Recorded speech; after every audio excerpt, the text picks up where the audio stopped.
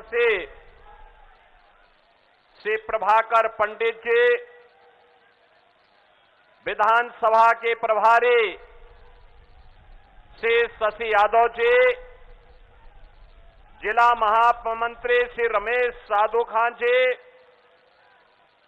जिला उपाध्यक्ष अभिजीत राय जी, जिला सचिव सिमरन पंचाल जी, विधानसभा संयोजक श्री अक्षय बकोली जी,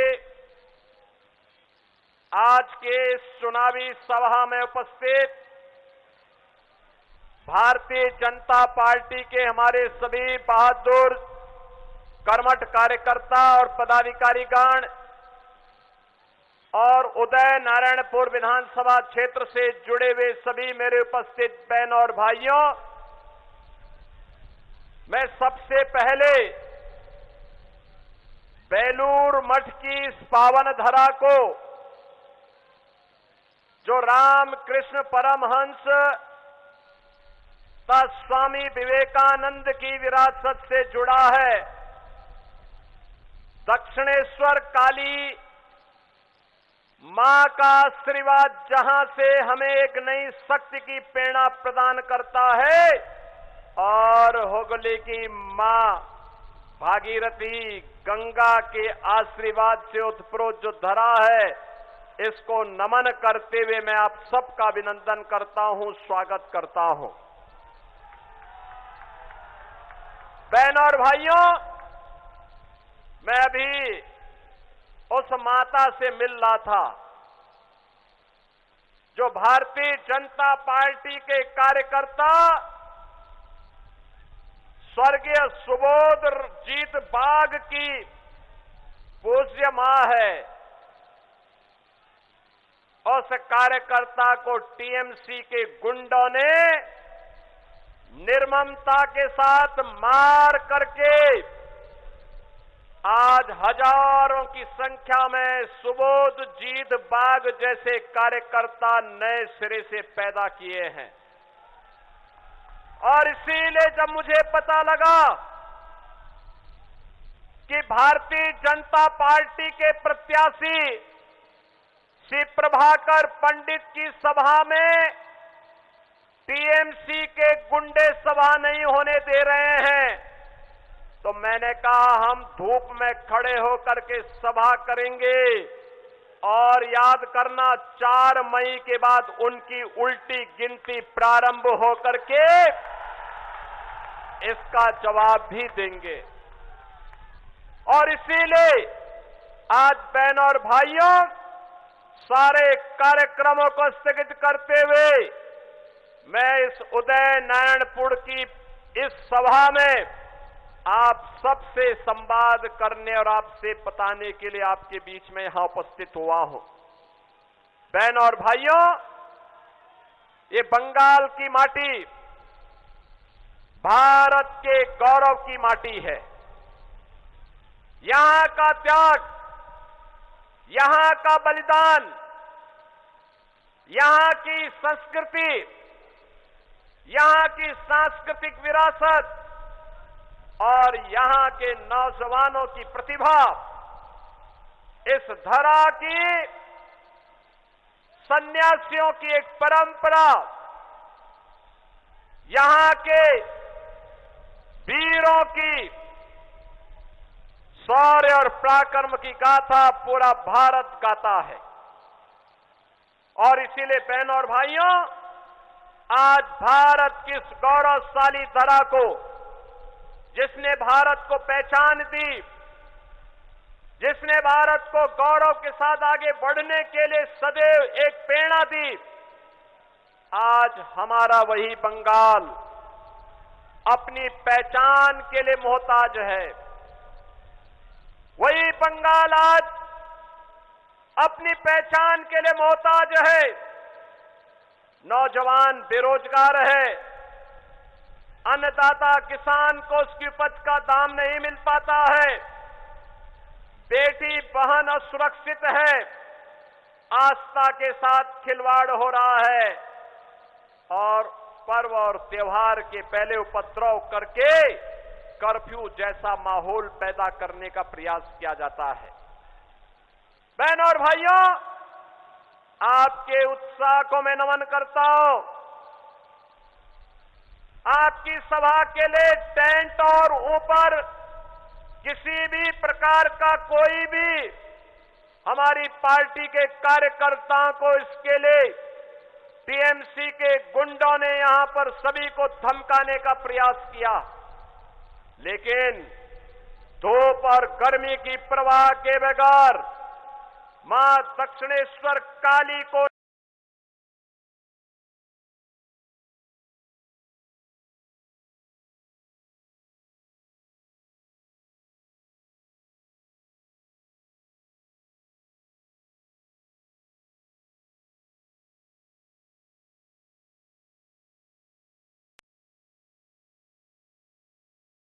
पंडित को अवश्य यहां पर इस बार विजय मिलने वाली है।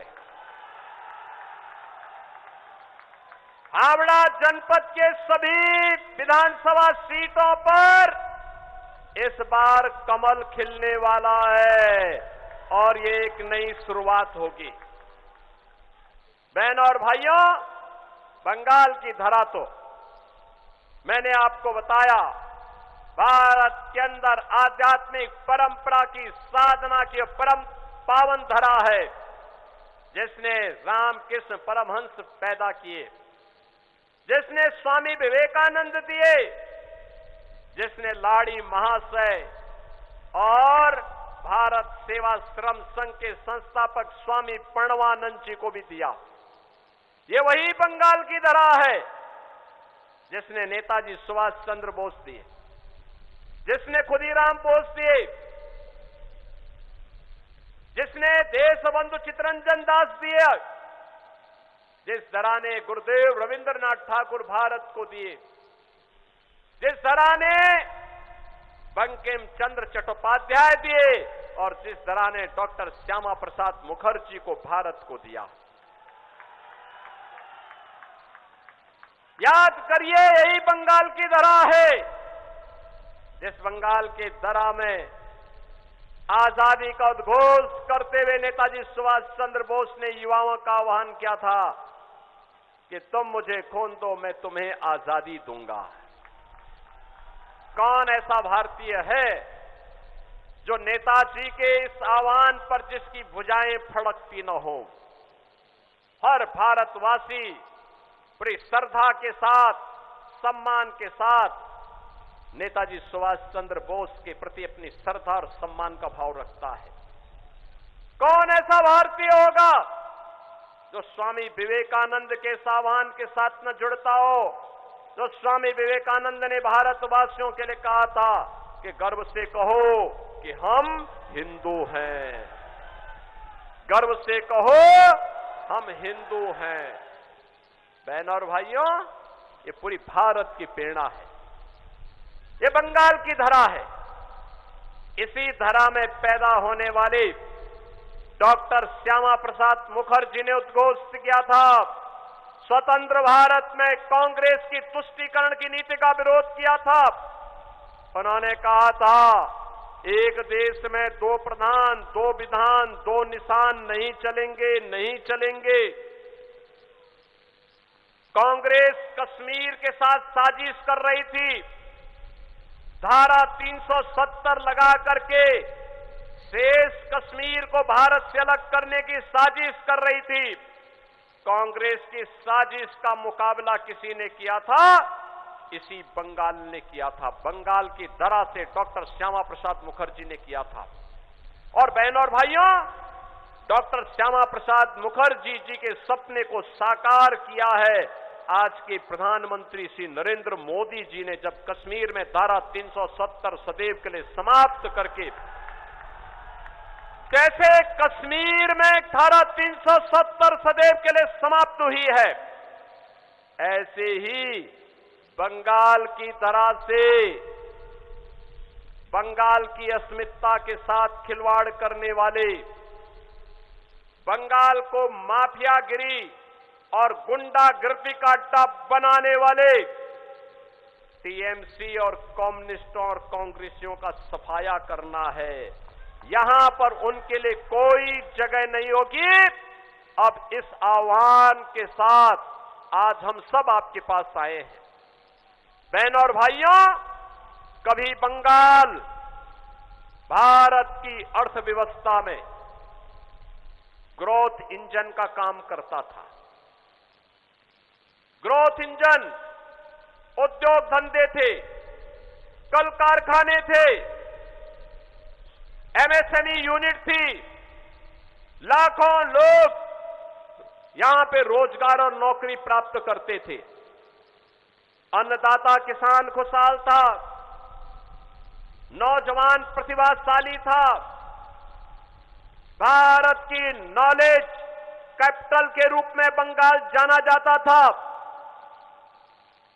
बंगाल भारत की कल्चरल कैपिटल के रूप में अपनी पहचान बनाई हुई थी। आज पिछले 15 वर्षों में टीएमसी के शासनकाल में उद्योग धंधे बंद हुए हैं, हजारों की संख्या में बंद हुए हैं। 30 लाख से अधिक नौजवान बेरोजगार हुआ है। अन्नदाता किसान को उसकी उपज का दाम नहीं मिलता है। धान उत्पादन, चावल उत्पादन कम हुआ है। मछली उत्पादन घटा है। और ग्रोथ इंजन वाला बंगाल आज टीएमसी, कम्युनिस्टों और कांग्रेस की लूट के कारण कंगाल की ओर आगे बढ़ रहा है। बहनों और भाइयों, हमें बंगाल के गौरव को पुनर्स्थापित करना है। आप सोचिए टीएमसी के लोग किस प्रकार का वक्तव्य देते हैं। उनका एक मेयर कहता है कि बंगाल में आधी आबादी को उर्दू पढ़ाएंगे। हम कहते हैं नहीं, बंगाल में बांग्ला बोली जाएगी। बांग्ला यहां की पहचान है। और उर्दू पढ़ने वाले वहां जाएं जहां उर्दू में उसको शिक्षा मिलती होगी। बंगाल के अंदर बांग्ला, उनकी एक सांसद कहती है कि दिल में काबा, नैनों में मदीना। मैं उनसे कहना चाहता हूं, बंगाल के तो दिल में काली है, काली, और बंगाल के नैनों में बेलूर मठ है, बेलूर मठ है। भारत की आध्यात्मिक परंपरा और भारत की विरासत बंगाल के रग रग में बसी हुई है। और इसीलिए तो ममता दीदी को परेशानी होती है जब राम नवमी के जुलूस पर वो प्रतिबंध लगाती है, शोभा यात्रा पे हमले होते हैं, उत्सव के पहले उपद्रव शुरू होता है। ममता दीदी को परेशानी होती है, वो दुर्गा पूजा नहीं होने देती, उपद्रव करवाती है। बहनों और भाइयों, यही अराजकता, यही गुंडागिर्दी 2017 के पहले यूपी में भी थी। यूपी में भी ऐसे होता था। जैसे आपको यहां पंडाल नहीं लगाने दिया गया, पंडाल वाले को कहा गया, टेंट वाले को कहा गया कि बीजेपी के कार्यकर्ता को प्रभाकर पंडित की सभा में कोई भी टेंट नहीं जाएगा, माइक नहीं जाएगा। ऐसे यूपी में भी होता था। माफिया हावी थे, गुंडागिर्दी होती थी। पर्व और त्योहार के पहले दंगे शुरू हो जाते थे। महीनों महीनों कर्फ्यू रहता था। बेटी सुरक्षित नहीं थी, व्यापारी सुरक्षित नहीं था, अराजकता थी। आज यूपी उपद्रव नहीं, उत्सव है। यूपी में उत्सव, नो कर्फ्यू, नो दंगा। अब यूपी में है सब चंगा, यूपी में पूरा अच्छा है, कहीं कोई दंगा नहीं। 9 वर्ष में कोई दंगा नहीं, कोई कर्फ्यू नहीं।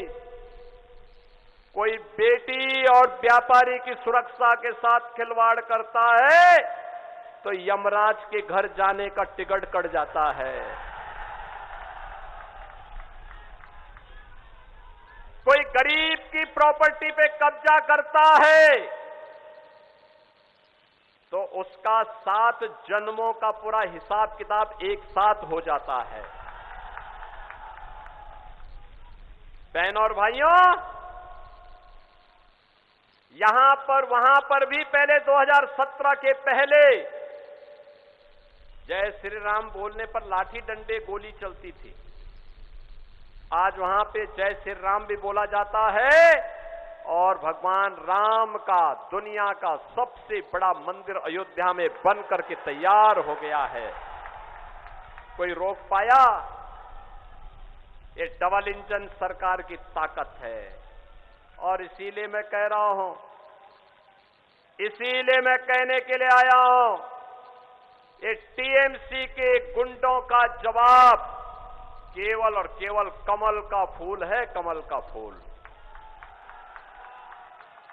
बीजेपी की डबल इंजन सरकार बनाइए, टीएमसी की गुंडागिर्दी से, और बंगाल को डेमोक्रेसी चेंज होने से बचाइए।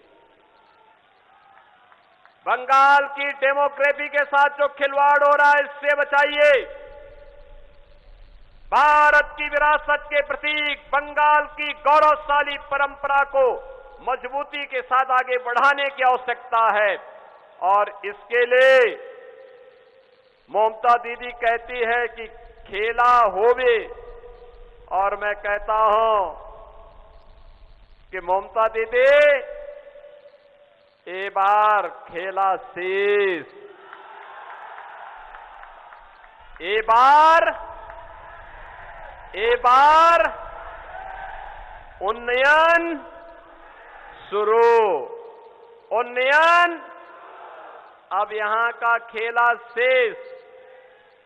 जो लूट होती थी, मोदी जी के द्वारा भेजे वाले पैसे में जो डकैती पड़ती थी, अब ये बंद होगा।